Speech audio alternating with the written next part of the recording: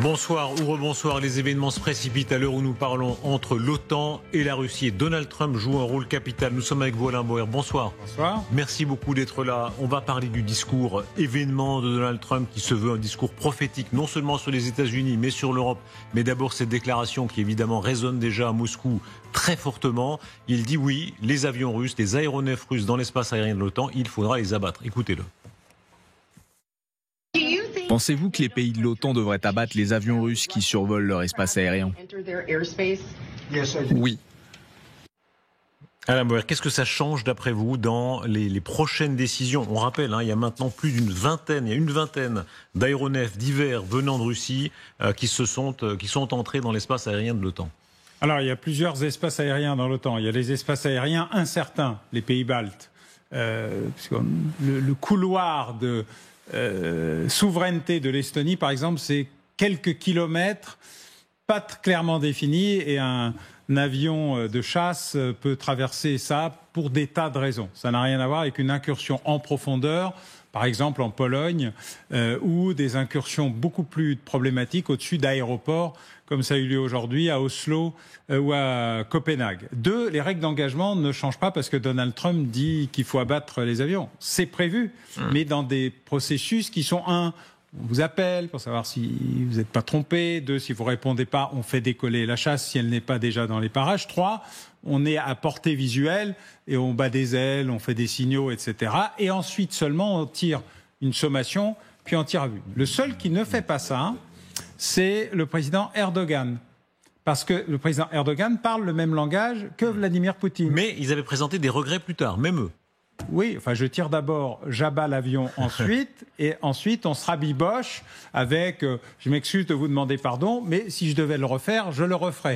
Et donc ce processus-là, qui est toujours escalade pour la désescalade, et nous sommes toujours dans pas d'escalade, est un sujet compliqué. Deuxièmement, le commandement militaire de l'OTAN est américain, le chef suprême est américain, et c'est lui qui, in fine, donne l'autorisation de tir, sauf la chasse polonaise qui intervient, alors là, non pas en tant que chasse de l'OTAN, mais chasse de la Pologne, ce qu'elle n'a pas fait, puisque ce sont des F-35 hollandais. Est-ce qu'on peut imaginer que ça va, prenons les Polonais, ça va les désinhiber? Le président des États-Unis d'Amérique, Donald Trump, qui dit oui, allez-y, on se met à la place des dirigeants polonais, ils vont se dire, c'est bon. Ça ne change rien aux règles d'engagement.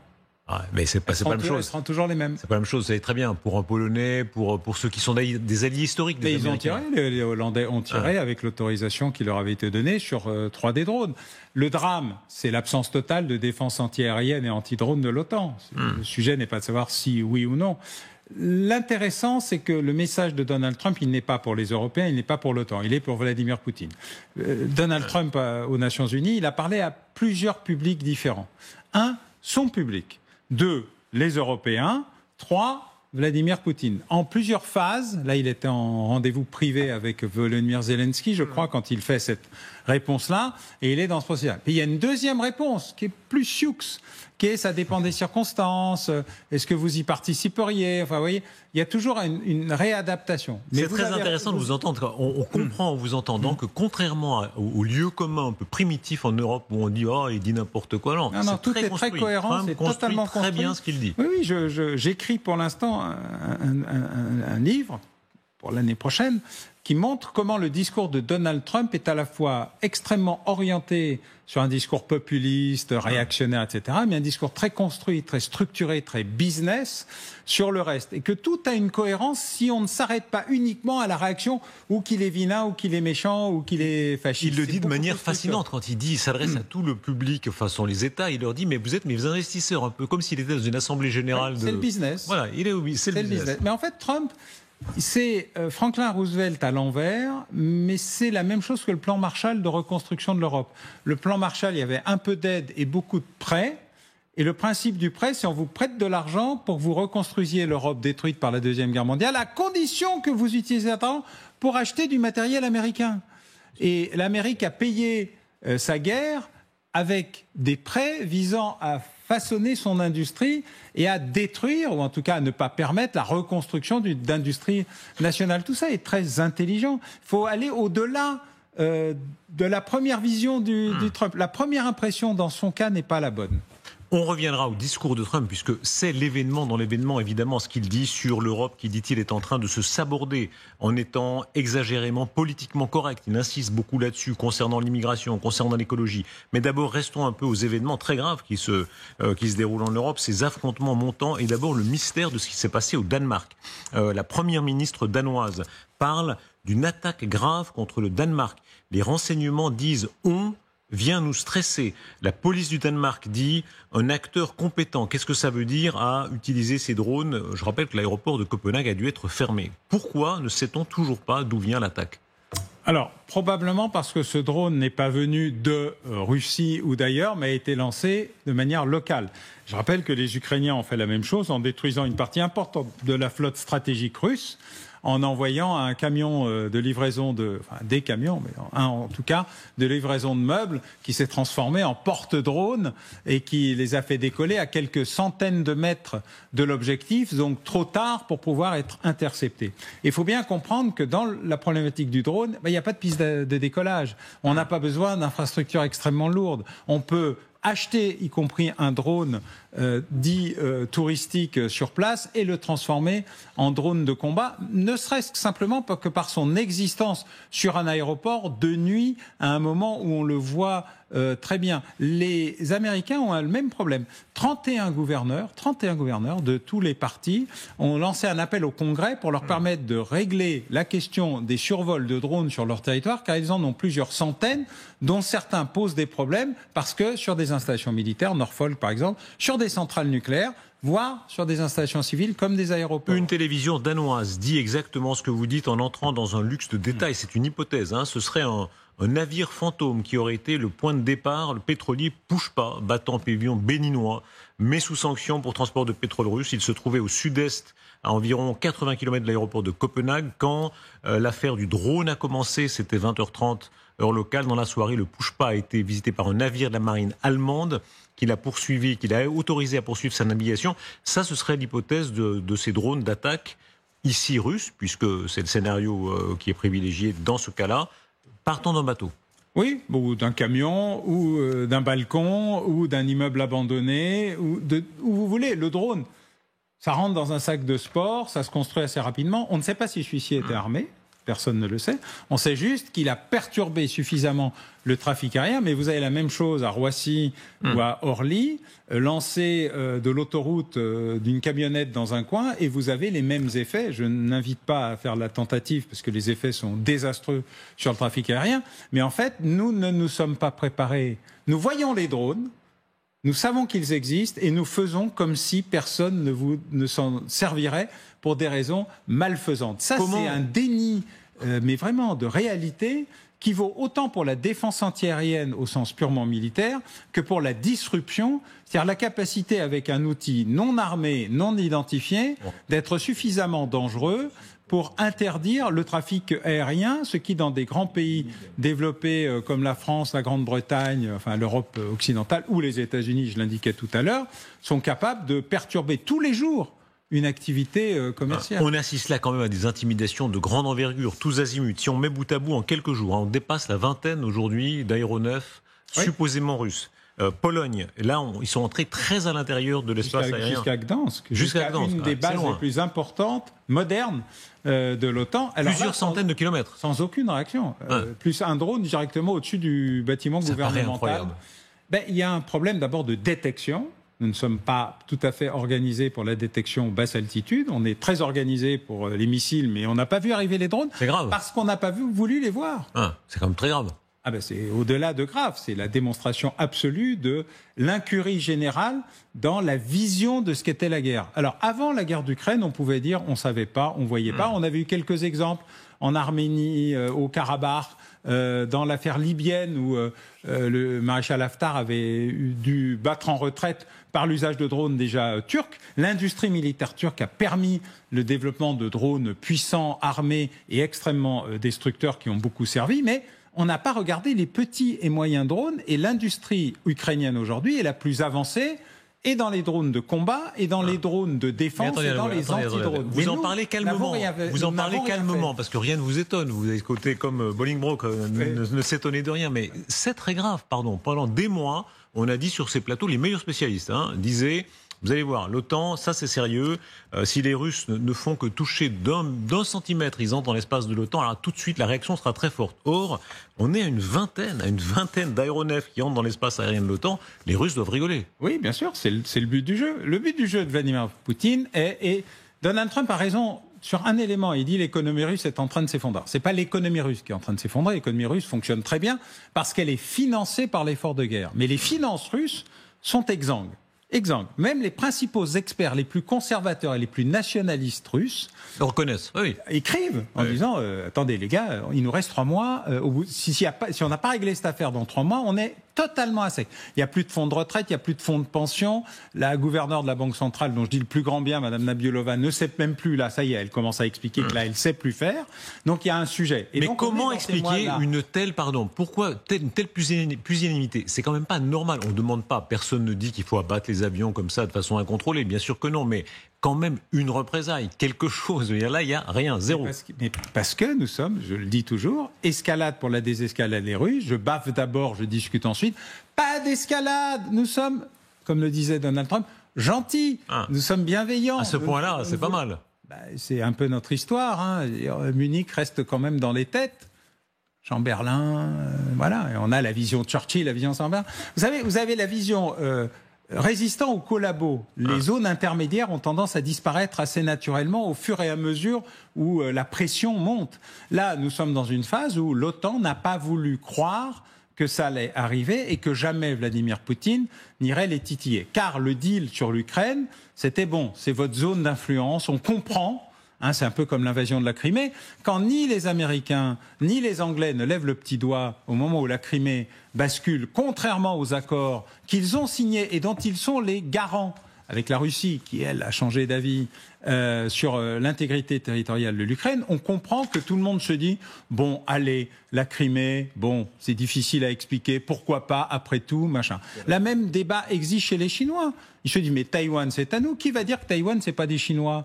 Donc, si on prend Taïwan, en fait, le test initial de la Crimée peut fonctionner. Et donc, Vladimir Poutine est en train de montrer que l'OTAN, c'est du flanc, c'est de la blablate, mais il n'y a pas de contenu sur un sujet majeur qui est la multiplication des petits drones très nombreux où nous n'avons pas les moyens d'abattre un drone à 50 000 € avec un missile à 1 million d'euros. D'abord, parce qu'on n'a pas assez de missiles et qu'il y a énormément de drones. Comment, regardez le rayon des drones, le rayon d'action potentiel des drones. Alors, vous le disiez, il y a des opérations menées in situ, avec un camion, 80 km, un bateau, etc. Mais il y a des drones qui peuvent arriver de plus loin. Regardons la carte du rayon de là où ils pourraient frapper, jusqu'à Madrid en l'occurrence, on voit ici, même plus bas. Ou plus loin, voilà. En réalité, toute l'Europe occidentale. Est-ce qu'on a un scénario ici où les Russes intimident, testent, employons les mots que nous voudrons, de manière croissante ? Bien sûr, c'est ce qu'ils font. Tous les jours, ils vous font un truc. Ils sont toujours dans leur exercice Zapad 25, qui est la suite du Zapad qui avait permis l'invasion de l'Ukraine en se cachant derrière une manœuvre qui d'ailleurs avait été rallongée, ce qui aurait dû attirer notre attention. Mais dans la réalité, Vladimir Poutine à la fois fait une double démonstration de l'inexistence de la défense antiaérienne de l'OTAN sur son flanc principal, à l'Est, et une capacité à démontrer que si jamais on montait les enchères, désormais, grâce aux drones Shahid iraniens, ils sont capables de faire énormément de dégâts en Europe occidentale sans entrer dans une guerre absolue. Ça témoigne d'une dissymétrie de l'audace, c'est-à-dire ici en Europe de l'Ouest, et pour de bonnes raisons parfois, on est quand même très prudent. Lui envoie, par exemple, quand il envoie ses avions au-dessus de l'Estonie, il sait très bien que le risque, c'est qu'un avion soit descendu, qu'il y ait un pilote tué, et là, on franchit un autre seuil. Oui, mais il n'y croit pas une seconde, parce que c'est la 20e fois qu'un avion, au moins la 20e fois, sur la zone balte, qu'un avion russe déborde un peu. Le seul et unique cas où un avion s'est fait abattre, c'est sur la Turquie. Vous noterez que depuis, il n'y en a pas eu. Le pas d'après, c'est quoi ?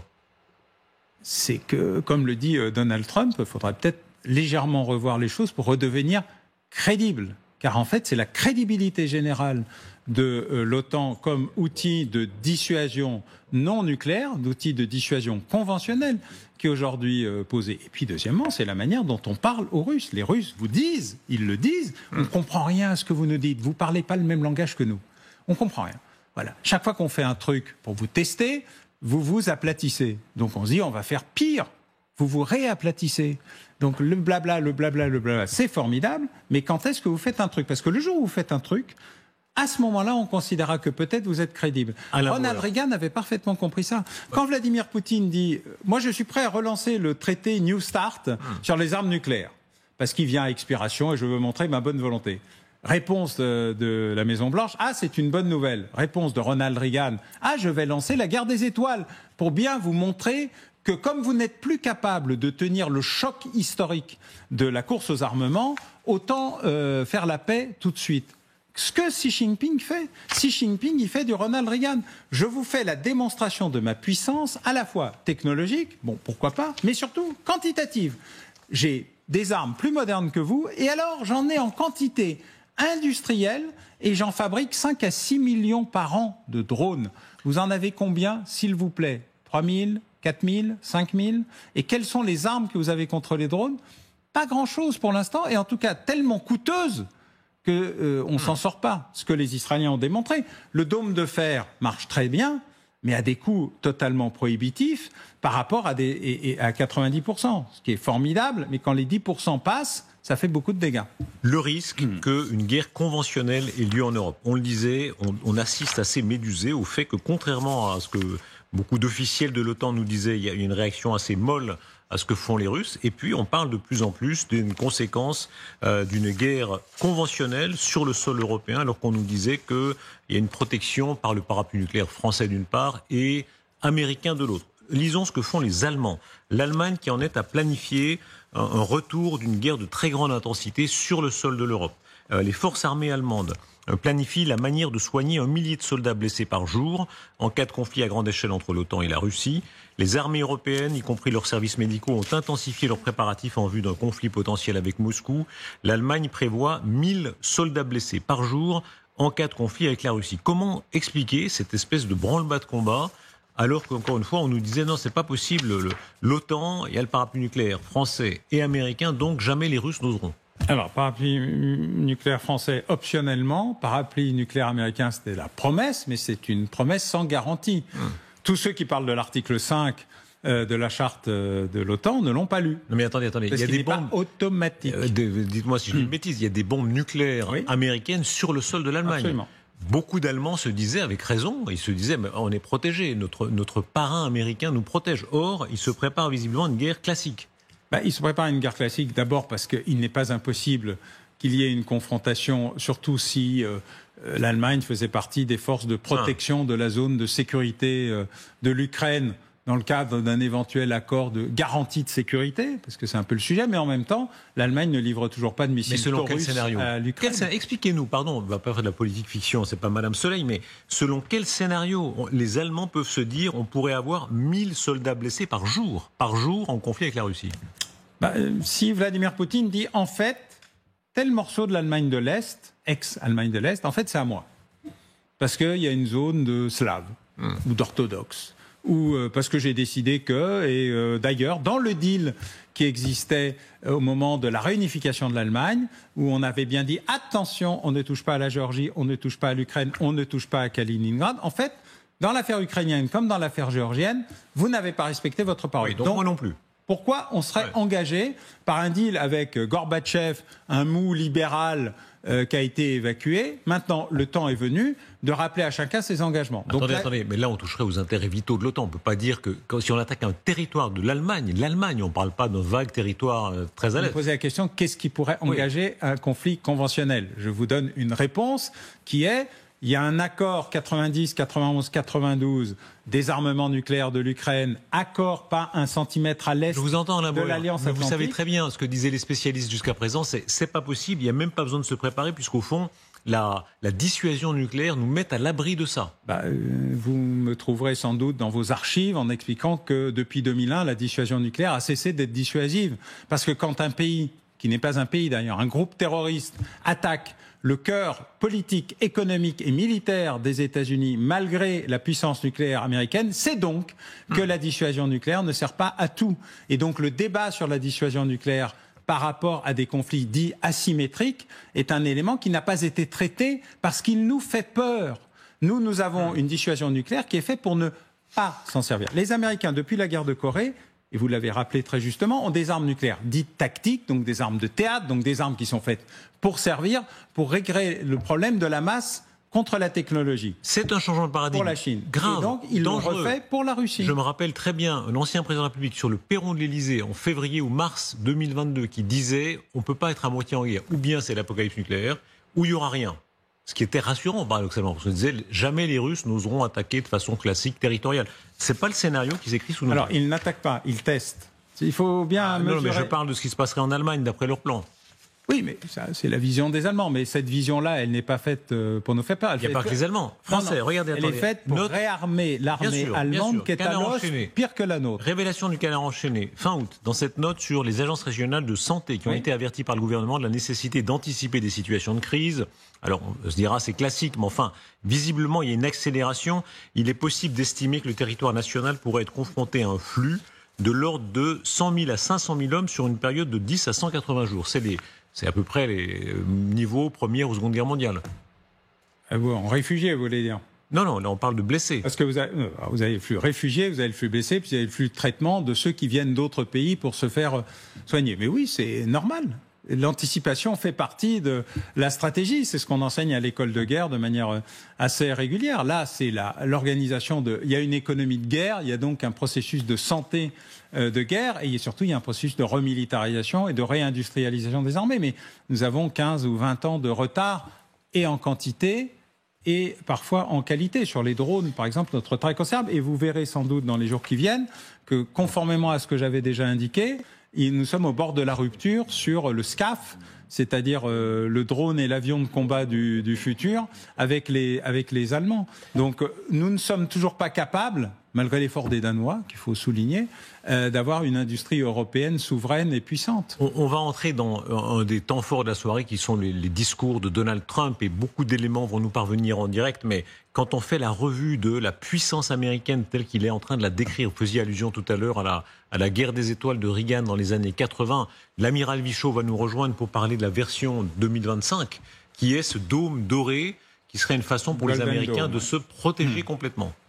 Oui, alors il y a plusieurs niveaux. Ce dôme, c'est 3 dômes en fait, basse altitude, moyenne altitude, haute altitude. Les Allemands avec Taurus, les Israéliens et les Américains disposent de cela, mais sur des territoires réduits. Les États-Unis, c'est immense. Si vous rajoutez Hawaï et quelques autres, Hawaï, c'est toujours un sujet très sensible à cause de Pearl Harbor. Donc ça nécessite des investissements tout à fait considérables et c'est globalement défensif. Or, la problématique aujourd'hui, on le voit en Ukraine, c'est à la fois d'être défensif et offensif. Alors vous avez quelques start-up américaines qui sont aujourd'hui extrêmement performantes comme Anduril, qui lance des outils nouveaux, drones navals, etc. Mais l'élément le plus intéressant, il est en Europe. C'est l'Ukraine. Si la France veut vraiment redevenir un acteur dominant, si l'Europe veut redevenir un acteur dominant, si l'OTAN veut montrer sa capacité, elle doit massivement investir en Ukraine sur les développements des nouveaux produits qui sont développés dans le drone et l'antidrone. L'antidrone, c'est très important. Il y a eu un test l'autre jour où 800 drones sont tombés parce que quelqu'un a réussi à couper le lien et les alimentations des drones, et c'est très efficace. Donc ces deux éléments sont importants, mais il faut réinvestir massivement, non pas dans la vieille guerre d'avant, celle qu'on aimerait avoir parce qu'on la connaît et que cette fois on aura peut-être l'occasion de gagner, mais dans la guerre de demain, celle où nous avons énormément de cerveaux et de start-up extrêmement brillants qui ont toujours le plus grand mal à convaincre les vieilles autorités qui ont de vieilles pensées, de vieilles idées et de vieux schémas à changer. Est-ce que les Américains sont si riches, si puissants, si avancés technologiquement, c'est l'image qui est en haut à gauche de l'écran, qui pourrait à terme avoir cette sorte de dôme sur leur territoire, ce qui fait qu'ici en Europe on serait un peu exposé, alors qu'eux au contraire seraient complètement protégés? Tous ceux qui regardent ça pensent qu'il y en a pour quand même quelques dizaines d'années, que le territoire est tellement immense que ça ne protégera que des morceaux du territoire, donc des bulles de protection. Nous avons les mêmes. Notre système Samba, nous avons 8 batteries qui protègent des bases aériennes nucléaires ou des bases ou des centrales nucléaires ou parfois les Jeux Olympiques de Paris. Mais enfin, 8, ça fait pas la France. Et donc, il faudrait multiplier par 100 ces équipements pour avoir une partie du système. Nous ne faisons pas partie de l'Alliance européenne qui veut faire son propre dôme avec les Allemands et la coopération est toujours compliquée. Mais oui, la protection des populations et des sites est importante. Ceci dit, le système le plus performant en Israël et le système presque le plus performant en Ukraine, c'est 90% d'efficacité. Il y a toujours 10% qui passent. L'événement du jour, c'est le discours programme de Donald Trump, pas seulement pour les États-Unis, pour le monde. Il tient ce soir un discours extrêmement qui se veut prophétique sur l'Europe, qui, selon lui, messianique, est en train de se saborder. Il plaide pour que chaque nation européenne ait un sursaut de ses traditions, de son identité. Écoutez, c'est le mode d'abord un peu plaisant et amusant. De quelle façon il dit, mais l'ONU, c'est n'importe quoi. Tout ce qui est supranational ne marche pas. Exemple, même les escalators et les prompteurs à l'ONU, ça ne marche pas. Ça ne me dérange pas de faire un discours sans prompteur, parce que le prompteur ne fonctionne pas. Bon, je suis très heureux d'être ici avec vous, malgré tout. Je vais pouvoir vous parler plus sincèrement, avec le cœur. Mais je peux seulement dire que ceux qui s'occupent de ce prompteur vont avoir des problèmes.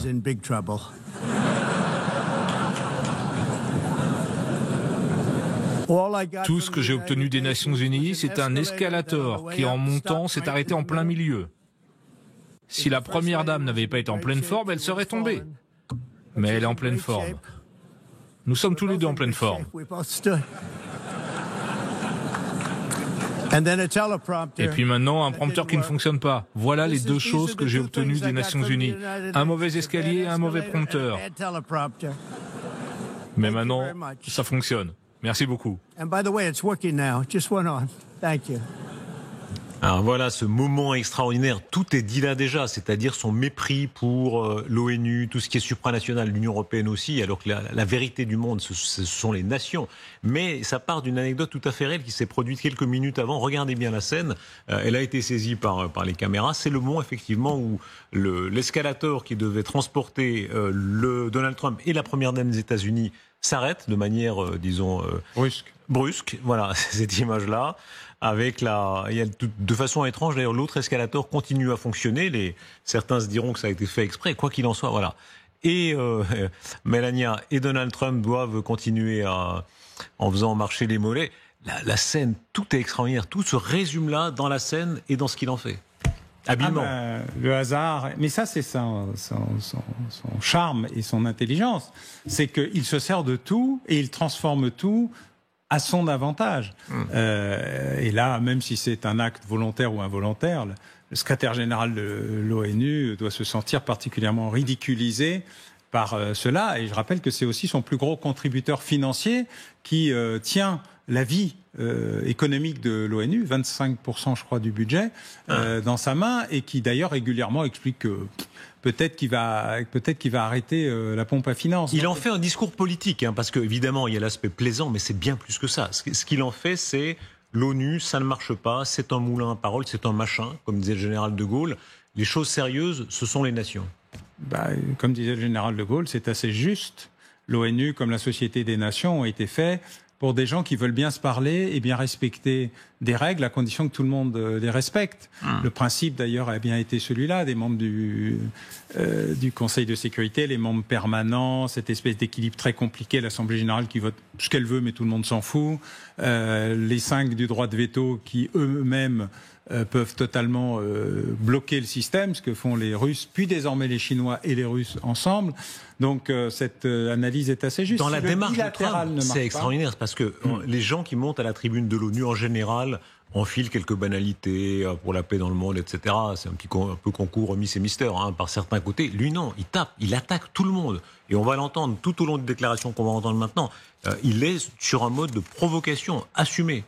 Oui, mais ça a toujours été comme ça. Et d'ailleurs, prompteur ou pas prompteur, en général, vous savez pourquoi ils lui ont mis le prompteur à Trump ? pour qu'il ne déborde pas trop. Ouais. C'était pour le recanaliser. En fait, il a jamais parlé. Et il s'est vengé. Il a parlé 30 minutes au lieu de 15. 50. Ah oui, vous avez raison, pardon, c'est moi qui me trompe. Oui, 50 minutes, près d'une heure. Oui, donc... oui, on a voulu l'embêter avec le prompteur. Allez, puisque c'est comme ça, allez, open bar. Et du coup, mais en fait, son discours est extrêmement structuré.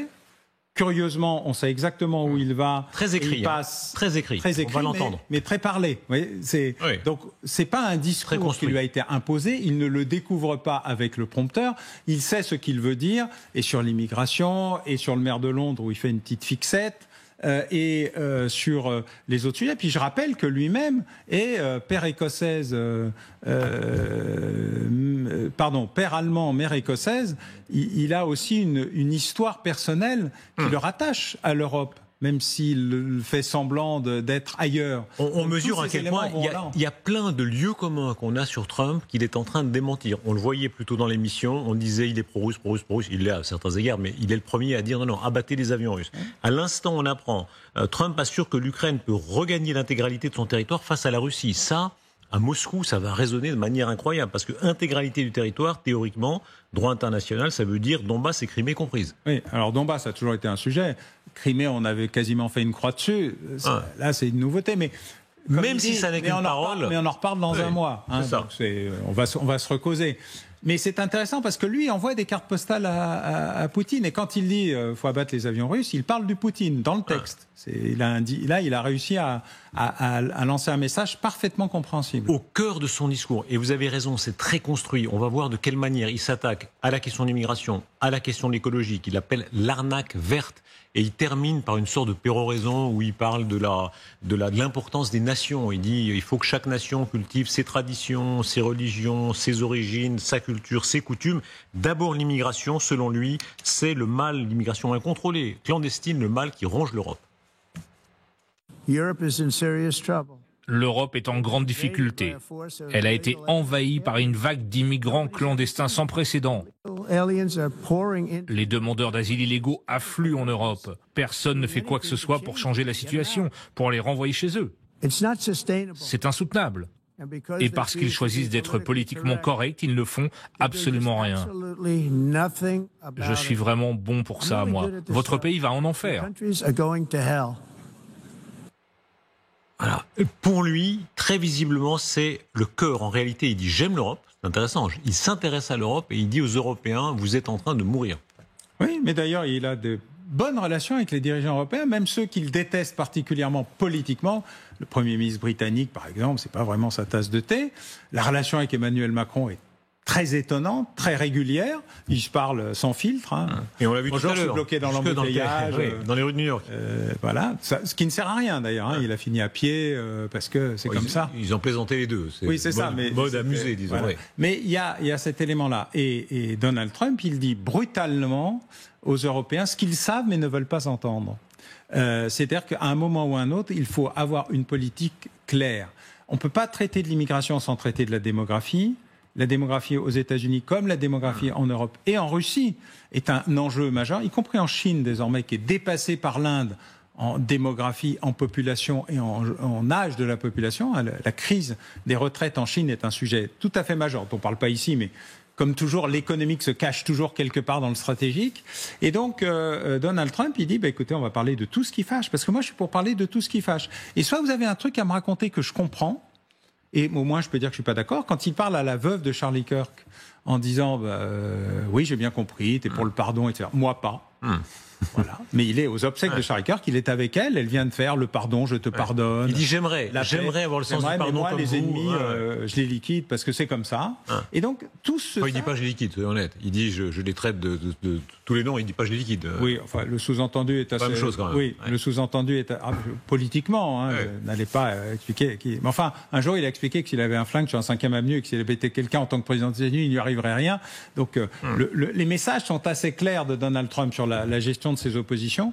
Là, la réalité, c'est que il dit tout ce que les Européens n'aiment pas entendre, mais le plus extraordinaire, c'est qu'aucun d'entre eux ne lui répond, quoi que ce soit. Et regardez, ils s'aplatissent, mais aucun d'entre eux dit non, moi, je ne pense pas comme vous et je ne fais pas comme vous, et voilà. Et surtout, Ce qu'il déteste, c'est le double discours. Un des grands reproches qu'il faisait, par exemple, au président Macron, c'était de dire quand tu es avec moi, tu es très sympa, et puis quand tu es en Paris, tu es plus désagréable.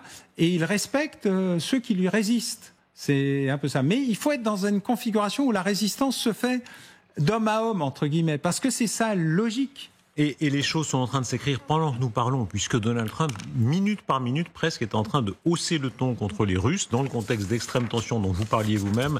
Il continue. La Russie mène sans but depuis 3 ans et demi une guerre d'une véritable puissance militaire n'aurait dû remporter en moins d'une semaine.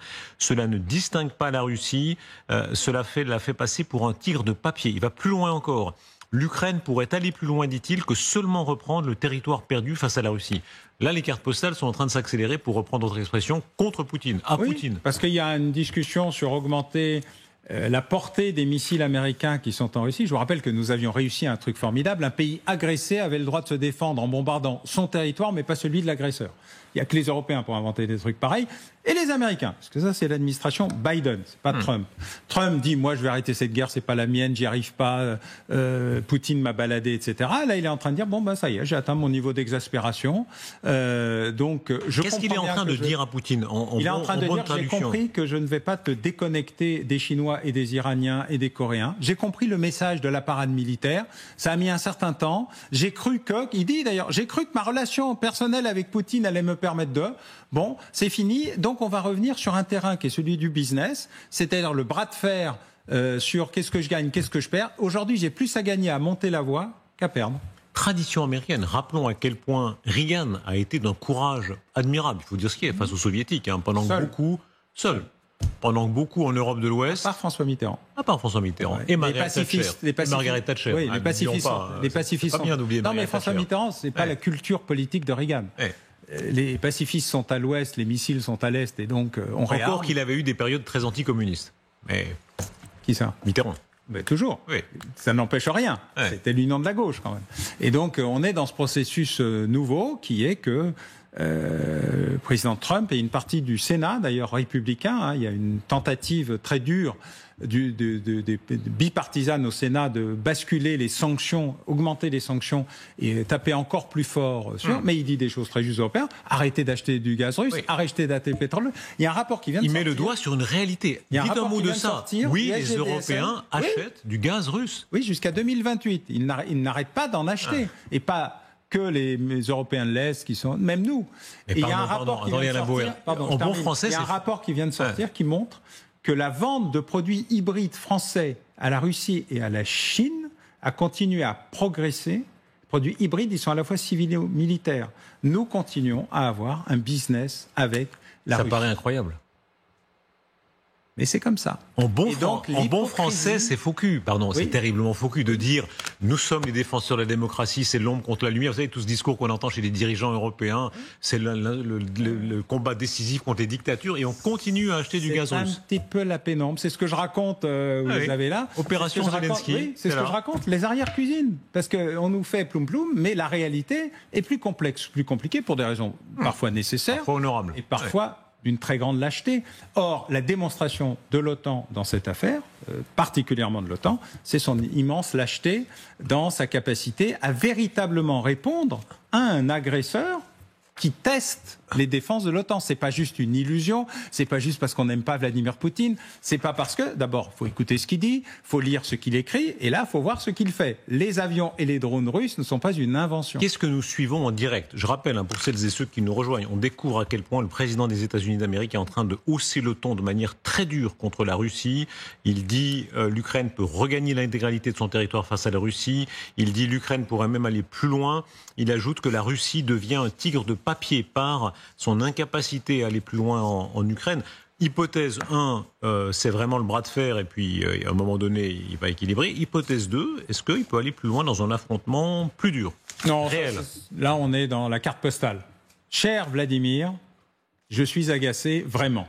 Et donc, il va quand même falloir qu'on retourne à un processus qui est qu'est-ce qu'on fait ? Et si tu le fais pas, eh bien nous allons pouvoir faire enfin ce que tout le monde propose, c'est l'isolation aérienne de l'Ukraine, sa sanctuarisation, sa neutralisation et l'autorisation de tir au départ de tout ce qui part sur l'Ukraine, c'est-à-dire de la Russie. Pas attaquer la Russie, mais attaquer les zones d'agression de la Russie en drones Shahed comme en missiles. Or, pendant que nous parlons, les drones ukrainiens, dont le niveau de sophistication atteint des degrés très importants, réussit à attaquer en moyenne une dizaine ou une quinzaine de raffineries, de bases militaires et de systèmes antiaériens et aériens russes tous les jours. À tel point d'ailleurs que la Russie a demandé à la Turquie de lui revendre un S-400, c'est-à-dire un système antimissile très sophistiqué qu'elle lui avait vendu, parce qu'ils sont en train de ne plus en avoir. C'est-à-dire que l'épuisement de la guerre est aussi important pour les Russes que pour les Ukrainiens, alors même que la relation entre les deux pays est évidemment de 4 à 5 fois pour la Russie. Donc il se passe quelque chose dans ce moment particulier d'attrition généralisée, et donc il est possible que Donald Trump choisisse ce moment pour dire nous pourrions pousser pour que tu perdes si tu ne veux pas garder ce que tu as. Est-ce que tout ça donne raison à Trump quand il dit la véritable grande affaire, ce sont les nations? C'est pas l'Union européenne, c'est pas l'ONU, c'est pas l'OTAN, c'est pas M. Rutte. Les déclarations de M. Rutte, d'abord, il s'était... Papa? Oui, il s'était vraiment couché devant lui, il avait léché les pieds en l'appelant papa. M. Rutte, il tient des déclarations, c'est du charabia. Général de oui, ce qu'il dit ce soir, c'est du pur charabia. On va voir, on va regarder, il faudra qu'on soit proportionné. Non, Trump, il dit des choses réelles. Bien sûr, mais parce que Rutte, il gère 27 pays. Plus même, 32, ouais, 31. Voilà, c'est compliqué. Alors, il y en a qui n'ont pas de flotte aérienne, comme les États-Unis, donc c'est pas très grave, mais il y a des difficultés particulières. Non, il se produit un phénomène de Trump parlant comme Trump, faisant du Trump, et dans le Trump, il y a des choses très construites, très structurées, très volontaires. Mais je ne crois pas que le processus aujourd'hui aille vers l'affrontement. Je pense qu'il va vers une implication de Donald Trump sur maintenant, j'en ai vraiment marre, et il va bien falloir que ce truc s'arrête. Écoutez, ce moment du discours, comme vous le soulignez tout à l'heure, il y a quelque chose de très très construit chez lui, et notamment dans sa péroraison. Il a fait un éloge presque lyrique des nations en disant mais les nations c'est beau. C'est pas les nations chez Trump, c'est les empires. Trump, il déteste le multipolaire, mais en fait il est monopolaire. C'est-à-dire que pour lui, il y a grosso modo 3 interlocuteurs dans le monde et le reste n'existe pas. Et l'Europe n'en fait pas partie. La Chine, la Russie, les États-Unis. Et s'il pouvait y en avoir que 2, ça serait quand même très bien. Et le sujet était la déconnexion Russie-Chine. Il a compris qu'il n'y arriverait pas dans les circonstances présentes. Et donc, il se réoriente vers un sujet qui est de dire il faut que je gagne contre la Russie pour pouvoir équilibrer avec la Chine. En termes de rapport de force, vous avez raison, mais en termes de culture, son langage est de dire chaque nation, c'est une culture. Il a cette expression assez étonnante, il dit les autochtones. Ils disent chaque terre a ses autochtones, mais il y a des Français autochtones, des Allemands autochtones, des Je ne suis pas sûr qu'il pense des Inuits autochtones. Il pense aux Indiens, aux Apaches et aux Sioux et aux Néo-Comanches. Mais il n'est pas le seul Américain dans ce cas-là. Non, mais les vrais autochtones, les propriétaires historiques ne sont pas ceux qu'ils croient. Là, est-ce que c'est une vague? C'est-à-dire, on se rappelle, il y a eu la vague réganienne qui a déferlé sur l'Europe, il y a eu une espèce de séduction Kennedy qui était très forte à une autre époque. Est-ce qu'il y a une vague qui est en train d'arriver en Europe quand on voit que même des gouvernements sociodémocrates, danois, etc., en réalité, suivent un peu les idées de Trump? C'est pas vraiment les gouvernements, c'est les peuples. Les peuples, les nations, les autochtones, les blancs, enfin, vous le traitez comme vous voulez, sont ceux qui sont en train de se lever pour rappeler à tout le monde qu'ils sont la racine, il y a une histoire, une culture, parfois une foi, et qu'il faut arrêter de faire comme si tout le monde allait se dissoudre gentiment dans le multiculturalisme. Et ça, c'est la négation totale de ce qu'a été la logique allemande qui a dominé l'Europe et qui est aujourd'hui en phase de reflux brutal. Et il faut comprendre Donald Trump en comprenant Charlie Kirk. L'antimondialisation. L'antimondialisation multiculturelle, car la mondialisation occidentale historique lui convient très bien. C'est un petit peu plus sioux. C'est plus fin. Trump, paradoxalement, c'est très brutal et ça peut être très fin. Alors, écoutez Trump quand il fait l'éloge des nations. C'est un moment assez curieux parce que il y a chez lui une forme de lyrisme. On comprend bien qu'on soit d'accord ou non avec lui, c'est sa conviction profonde. C'est-à-dire, les peuples ont une histoire, ils doivent s'y tenir. Et il dit bien, ça n'empêche pas d'accueillir tous ceux qui arrivent de manière non clandestine, mais chaque nation a son histoire qu'elle doit cultiver.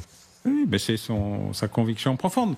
y compris dans un pays aussi composite que les États-Unis, qui est un melting pot, mais qui avait réussi autour du drapeau des valeurs américaines, du stade de baseball, de l'église du dimanche et du barbecue, à créer une espèce de vision américaine qui est un peu le cow-boy Marlboro, pardon pour la publicité clandestine, mais c'est-à-dire une production de l'idée qu'ils se font de l'image de l'Amérique. Et cette image-là, elle est extraordinairement vivante, notamment dans cet espace très compliqué qui est entre les deux côtes. Vous avez une côte démocrate et deux côtes démocrates Pacifique Atlantique. Et je racontais souvent qu'une des principales conseillères d'Hillary Clinton, qui cherchait à comprendre pourquoi elle avait perdu en 2016, disait en fait, je travaille à Los Angeles, je vis à New York, et tout d'un coup, je viens de découvrir qu'il y a un pays entre les deux. Ce pays entre les deux, c'est le pays de Trump, et ce pays de Trump, c'est le pays qui était aux obsèques de Charlie Kirk. L'incompréhension des Européens. Moi, je suis frappé de voir, notamment aux obsèques de Charlie Kirk,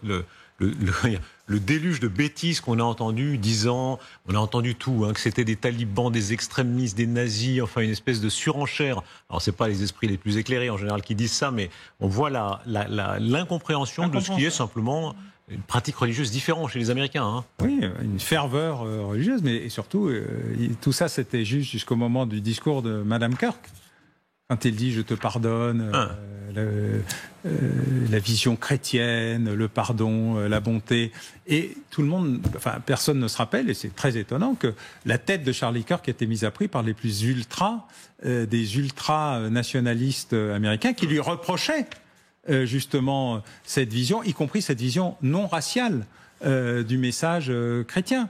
Et donc, évidemment, quand on comprend rien et qu'on dit n'importe quoi, c'est plus compliqué d'arriver à expliquer les choses. Est-ce qu'on va vivre ce genre d'événement, selon vous, en Europe? Il y a eu une période, dans les années 30, on rappelle des violences d'extrême droite ou d'extrême gauche, dans les deux camps, et des intellectuels très brillants, Maurras dans son camp, Aragon, qui ont soutenu des crimes de guerre de façon tout à fait épouvantable. Oui, bien sûr. Je pense que vous devez vous rappeler l'interview d'Yves Montand disant « j'ai cru à des trucs invraisemblables, j'ai cru à tout, et le goulag, je peux pas ouais. ». Mais le goulag, il était là depuis très longtemps. Il y a un moment compliqué. C'est la négation d'un crime, c'est très grave. Le biais cognitif, c'est un sujet compliqué. Mais non, je crois qu'il y a un retour aux sources et aux valeurs d'une partie de la population qui aujourd'hui se sent déracinée. En fait, c'est la déracination qui pose un problème. La perte de qui on est, où on est et comment on vit, et les règles du soi-disant vivre ensemble qui ne peut pas être je vis ensemble sans aucun élément commun de continuité. Il y a une culture gastronomique française, il y a des éléments, et on ne peut pas la nier juste pour faire plaisir aux nouveaux arrivants. Que chacun vive comme il veut est très bien, mais on ne peut pas l'imposer aux autres, et encore moins à ceux qui précédemment étaient sur le territoire. Et c'est cette difficulté du multiculti où il n'y a pas d'acceptation de la règle de l'accueillant qui doit donner l'hospitalité. Mais quand on donne l'hospitalité, on ne vient pas piller l'endroit où on est accueilli. Et c'est cette difficulté qui a été le rejet. Natacha Polony disait ça très bien tout à l'heure sur l'intégration. En français, le Code civil, il prévoit l'assimilation. L'assimilation. Bon, évidemment, c'était trop. Donc on est passé de l'assimilation à rien. Parce que la France, c'est comme ça. Nous avons des extrêmes dans nos postures. Mais l'intégration, elle nécessite de revenir aux fondamentaux de ce qu'est la nation. Alain Bauer, je rappelle vos livres, Opération Zelensky. La guerre qui est. Voilà. Et La menace sur Taïwan. La guerre qui vient. Voilà. Et un troisième livre qui va arriver. Et aussi et surtout, je rappelle, merci beaucoup, les dernières informations, le président Trump qui hausse le ton de manière très marquée contre les Russes en des termes qu'il n'avait jamais employés auparavant. Dans quelques instants, on verra tous les aspects de ce bras de fer, y compris le dôme d'or, qui est pour les Américains une manière de décourager, de désespérer les Russes en matière nucléaire. Et l'amiral Vichot, parmi nos autres invités, nous rejoint. À tout de suite.